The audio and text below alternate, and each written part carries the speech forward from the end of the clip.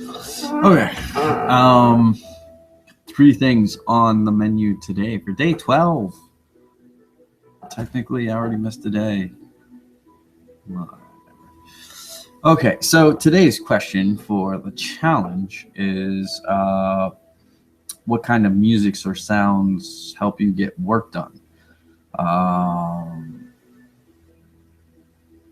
As mentioned by Lori, sister, right? I think I got that right. Links down below in the description. Check her out. She's got plenty of fun videos, by the way. Ed's been rocking this challenge pretty well. Fun stuff. She even edits it and like does scenes, like cuts and stuff. Like it's fancy stuff. You know, that's putting in work. It's time involved. Can't be bothered. But you know, if you want to see someone put in a little bit more effort, check her out. Anyways, point B.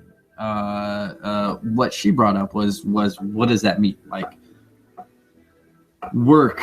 So when I used to work at like Target, I would wear, I'd have an iPod and listen to music while I worked there. That was always music. So like I don't listen to sounds when working. I do listen to music though. I have specific playlists to go over the various different types of work. As I was saying, when I used to work for Target in the back room and stuff, like stocking shelves and taking all care of that, like it was mostly like heavy. Like it was a mix, but it was like heavy metal, heavy rock. It was a lot of heavy guitar work, very fast tempo, up tempo, like very raw. Get you going. But depending on what I'm doing, like housework also goes that way. Housework can be like dance music, techno, house, like jungle, like any high beat, high like tempo, like stuff to knock it out. Was definitely kind of goes into my housework stuff. So when I'm doing dishes, doing laundry, vacuuming, like that kind of thing, it's all about like bass pumping, high energy beats, and I tend not to do words because usually with music, like for me, lyrically speaking, I enjoy lyrics, but then they're very specific. They tend to be mood specific. I pay attention to lyrics. Like there's certain songs I don't like, even though they're really catchy songs, they're really good songs, in all overall. But the lyrics or the message are things that like I don't vibe with or things I don't agree with, like whatever, like, and I have to, and I'm like, oh, but I really like that. I really like the music involved. Why do you have to put stupid lyrics to it? For these videos, when I'm doing work on these videos, it tends to be Kevin Macleod. You could, I think every YouTuber knows who that guy is. But really anybody, who's looked into royalty-free music knows who he is. They got a documentary coming out on him. He had a Kickstarter campaign. He had, and of course his website's been rocking it for years. And you can buy his music royalty-free. And of course he's had pay jobs and this and that. Like you'll see him in a lot of credits on a lot of YouTube videos on a lot of channels. You'll see his name. You'll see his name pop up. So when I do videos like this, I tend to go Kevin Macleod. Dude rocks it. Dude knows his stuff. It's really, and that's always fun when you see someone who's kind of just doing what they love. And I'm sure he's not like, I don't know if he's like gotten wealthy off of it, but he seems to be doing okay for himself as far as I know, which is not much, but he seems to be doing okay for himself in the fact of he did something he loves, put it out there, and was like, yo, rock it, and he still got somewhere. And that I think is amazing because that's a very rare thing in any kind of industry, let alone something in regards to music and how people use it. Because people will take you for what you're worth. If you just like give away your stuff, most people will take it and that'll be the end of the story. But it's kind of that risk reward where he put in the work and it paid off. You know, he gave it for free and it paid off, and that's pretty amazing. So like you don't often see that, and so bam, Kevin Macleod, shout out to that dude. Go buy his stuff. Like you can buy he has general licenses where you can buy like, and I've done it. Like I've bought like his big like just huge folders of music that you get, and yeah, it's like good. It's good stuff. Yeah, give a little love, give a little support. But I do that for videos, but I don't really use this stuff outside of that. Now work, when you're talking about like writing books or writing like Jedi lessons and stuff, I actually have playlists. I have a playlist on my iTunes that is writing Jedi. That is a playlist that exists. And the music there is some variation, but a lot of it is absolutely from John Williams and Star Wars soundtracks and things like that. But also like other Star Wars soundtracks, like Knights of the Old Republic, Knights of the Old Republic 2, Star Wars The Old Republic. Like, yeah, I use those as well. But because, well, I mean, that just makes sense. When you're writing Jedi stuff like that, it can help get you in the mindset, get you in the mood, and goes along with what you're writing. For me, anyways, for me. But again, like work varies. Like I'm also a personal driver, chauffeur or something, if you will, something like that. Not really, but you know, I am a personal driver for someone, so driving is work for me. And when you're driving in LA traffic, and I drive in downtown LA traffic, anybody who lives in LA kind of knows, basically, but you know, 405 downtown LA, Wilshire Boulevard, all that fun stuff. I play classical music. I listen to KUSC, and that's what I rock out to during my work. Mostly because it keeps me sane. Also, it keeps my passenger, like the person I drive for, you know, they're trying to get their Zen on as well. They just had a hard day, or they're going to work, and yeah, it's the right mindset to kind of not allow the outside world to affect you, and you can get some good stuff. And then sometimes the music just fits. So yeah, it's good times. But yeah, they didn't clarify work in the question. So you get this very overall arcing answer, which very much depends on what you quantify as work.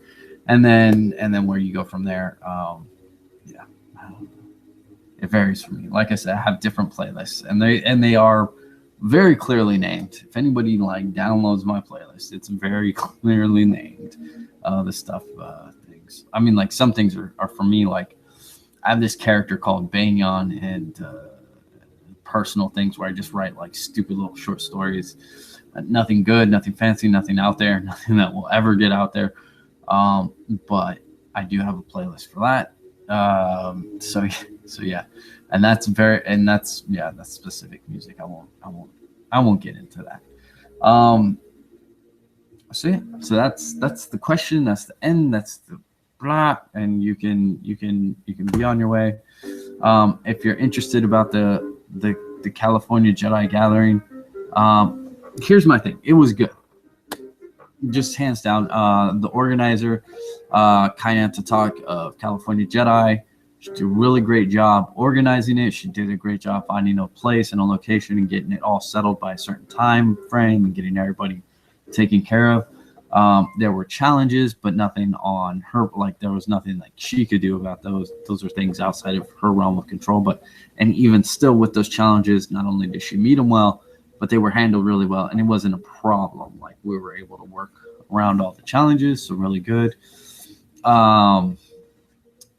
Aubrey, so there's a Jedi named Son from California Jedi, and his wife Aubrey really pretty much tackled all the food herself. I mean, Cayenne and her husband did a large portion as well, but really Aubrey, took the majority of it, and she rocked it out. I mean, like amazing food, amazing stuff. California Jedi, what I'm really proud to say is we took it upon ourselves to ensure a rule, and it should be a rule for everything, but unfortunately at annual Jedi gatherings it has happened, But here it didn't. And the rule was, if you cook, you don't touch a dish, right? Like, so anybody who was up in that kitchen and was cooking and helping with cooking, they didn't wash dishes. They didn't, do that stuff.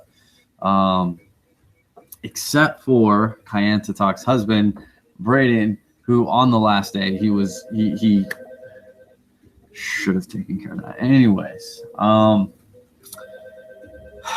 he was cooking breakfast on the last day, but he was still up in the kitchen and he still helped with the dishes and stuff. That was the only time we were friends. But he was having a good time and he didn't complain, so it was all good.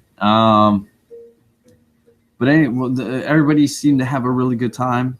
Didn't seem like there were really any complaints or any issues or any drama or anything like that. Like, it seemed like a really good good time for all the Jedi involved, and even the non-Jedi. It seemed like everybody had a really decent time and had a good time, and it was a good vibe. It was good energy. And people there was enough open space, a lot of open space, so people could kind of enjoy, like, example, Jedi San got to go up to Sequoia National Park and kind of check out, the park and the trees while we were in that area, and which is a good thing. If you're going to be in that area, you might as well partake of the scenery, and he got to do that because the schedule was open and had that fluidity to it, which is definitely a good thing.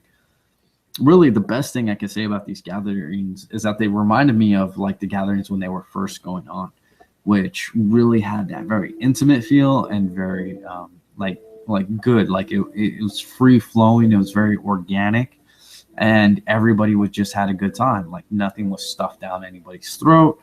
Like, everything was done in a very organic manner, and like, when we did have, like, workshops or classes or things scheduled, it still had a bit of fluidity to it. Like, it was still a little fluid, but it all fit in, and people were able to partake or observe as fit their personal need without any judgment or oh, if you're just going to observe, please go elsewhere. Like, none of that stuck up nonsense, right? Like, some people do learn by watching, or they just feel more comfortable in that sense of kind of being on the outside and really taking in the kind of outer view of something. And so it was really great. I really had a good energy. Everybody, I think, really had a good time, and I certainly had a good time. And yeah, I really enjoyed it. Like I said, it really brought me back to the early days of the gatherings, which I mean, I moved states for those things, man. After the very first Jedi Gathering, and everybody's like, let's meet back up in Montana. I mean, I came home, packed 2 duffel bags, got on a Greyhound, and I was like coming right back. So yeah, it was, and it kind of reminded me of that vibe.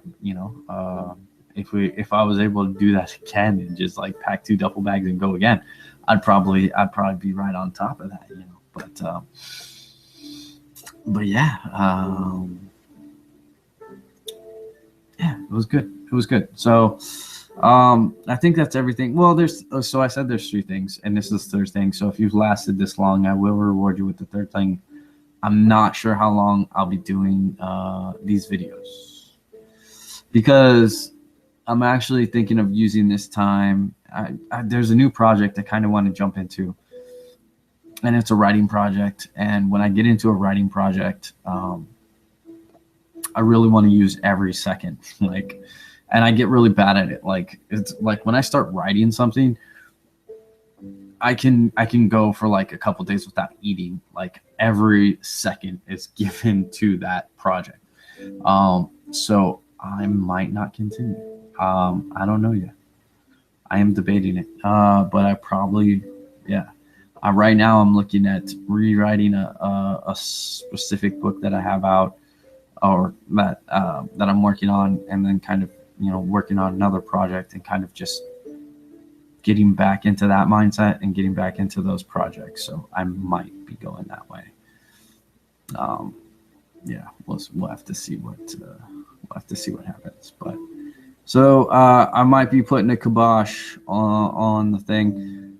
I technically already failed anyways, which certainly doesn't hurt in my decision of not to go forward. but I haven't decided yet. We'll find out. We'll see. I don't plan these things out. I go by how I'm feeling. So yeah, we'll see how that goes. A lot of things on the table right now. A lot of cards on the table. A lot of decisions to be made.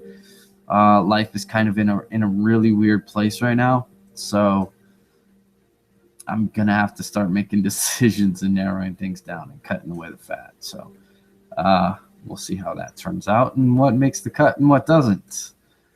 All right. Well, thank you for watching. That's the end of this video, and we'll see what happens thereafter.